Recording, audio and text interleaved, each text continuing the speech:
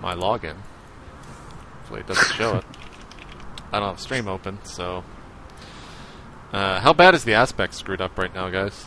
It should be somewhat decent. It shouldn't be 100% screwed up. I know you're going to have black bars because I'm streaming at a 16:10 resolution. It's 4:3. It looks 16:10. Some people don't know their dimensions.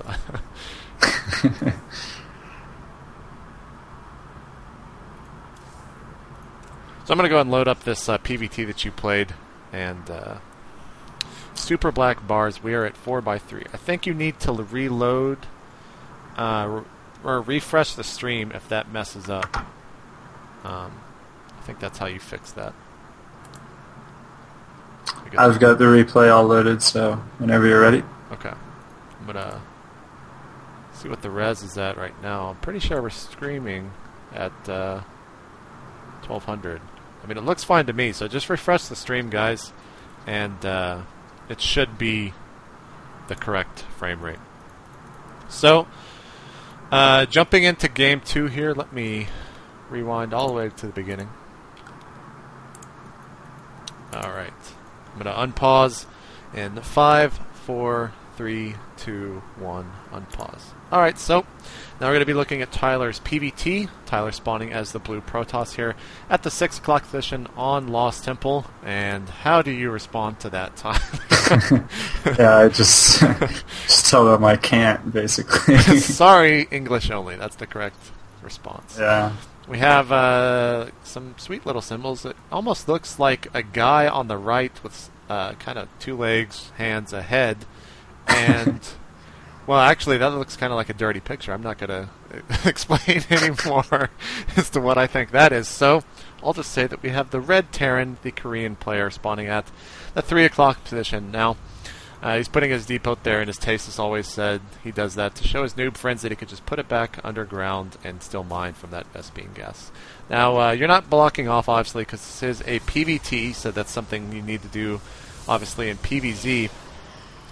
Now, differences in your openers in this matchup. What is kind of the main difference in a PVT compared to a PVZ from your point of view?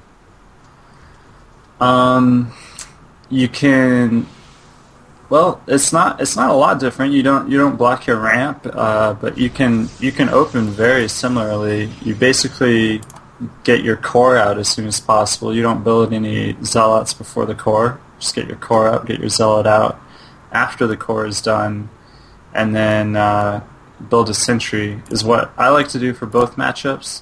Some people like to just go straight for a stalker in PvT, and that's not the way I've been playing it lately, but good players do both, so I eventually got to learn both openings.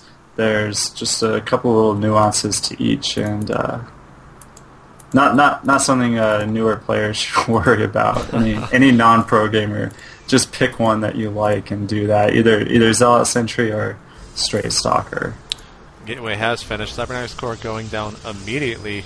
One of the other things, Lost Temple has this Zelnaga tower, and kind of in the beginning of the beta, all the rage to talk about on this map was how players should take their first scouting probe and run by that to see if they see their opponent's scouting unit. And I noticed you didn't do that. Is that just something that you don't care about anymore? You'd rather get over to the current spawning point, or is that something you should be doing?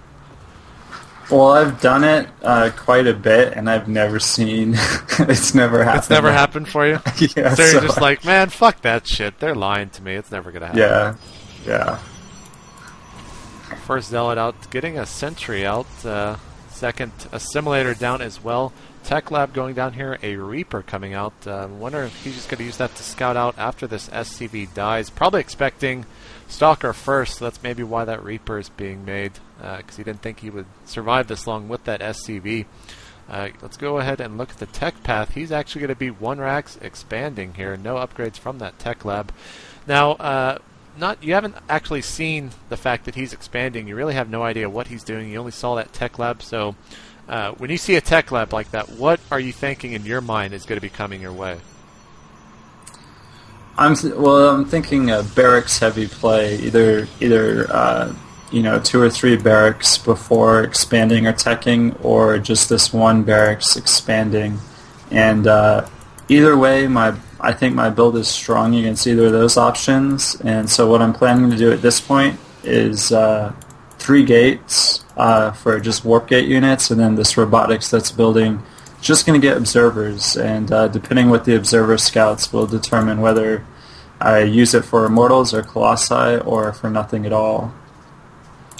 A Reaper in your P online, trying to get a nice round here with the probes. Almost getting that. He's going to go ahead and snipe that one. Getting a second one.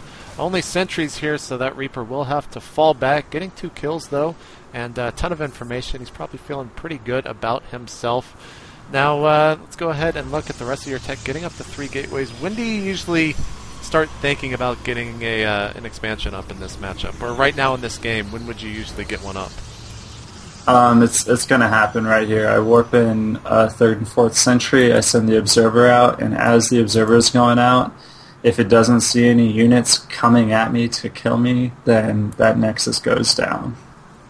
And it's about to doing a little dance. There it goes. Now the Terran does have his command center down at his expansion, almost getting the orbital command out, and setting up a bunker, feeling a little bit nervous about all the units that he saw with that Reaper. I think he might have just tried to snipe back in there with the Reaper. I'm not sure what he saw, though. Terran kind of moving out with these units. He looks a little bit unsure of himself. You see exactly what's going on with this observer. See the 4 racks. This is kind of reminding me a little bit of the early beta Root Terran opener with the one rack's Chthon Lug type build. Yeah. So he doesn't have anything in that bunker just yet. Probably just setting it up in case an attack does come. He can throw some Marauders. Mostly you're going to see Marines in there, though, because the Marauders have a little bit more HP than the Marines, obviously. And you're still sticking with this heavy sentry army. I've seen a lot of Protosses begin to do this. Instead of favoring the Stalkers, because of force fields and how much longer you can just kind of hold off and then warp in an army behind those force fields. Is that kind of what you're doing, basically, with all these sentries? Or what you're trying to do with all these sentries? Yeah, especially on LT, where this entrance to your natural is relatively small compared to like Xel'Naga Caverns or especially Metalopolis. Sentries become more powerful when you have a smaller entrance because force fields are just that much more awesome. And when my observer saw that he had expanded, I went ahead and threw a couple chrono boosts on my Nexus. And then the kind of build that I'm going for here now is the double forge build, which I think is just awesome. So I kind of have an option between doing something weird like Stargates, or going 6 gates, or going Colossi, or going double forge. And I think I can pull off the double forge against his really Marine Marauder heavy build, and so that's what I went with. Now, obviously, you guys spawning here at the 6 and 3, are you ever thinking about taking this expansion, or is that generally something you think Terrans are going to be doing, putting up siege tanks and bolstering their defenses here, and letting you kind of take the other side of the map, basically? Not letting, but giving you the option to take the other side of the map, not so much the high-yield expansion as a third. Yeah, I never really planned to take that gold there. My next expansion is going to be somewhere over around 9 o'clock. Alright. So, reading the stream, people saying that it just crashed. Apparently all you got to do is refresh that. Oh, no. So, again, this is a test stream, hour 0 with JP and Tyler. Fuck off. That's in English. I got to change that setting, though. It's not very friendly to YouTube, I'm sure, because I can't name the file that. But we'll work on that. So, you're getting your level 2 upgrades here for weapons and armor, not getting shields. Obviously, he's going to continue to just do this huge bio ball. Does not have... Oh, yes, he does actually have a starport with the reactor. Some medevacs coming out. Probably going to be seeing a push here, but you have an observer. You'll know exactly when that's going to happen. No upgrades just yet from the Terran. Do we even have an engineering bay? Yes, we do, but it has not started anything. Not sure what he threw that out for. Sending in one lone Marine with Stim. That's going to get taken down very fast, and you're going to be moving out here. Or not. Looks like you're just repositioning your forces here. He goes ahead and throws down that scan to see what exactly you're up to, because that Marine did not see anything. Now, in terms of general army positioning, you usually want to have...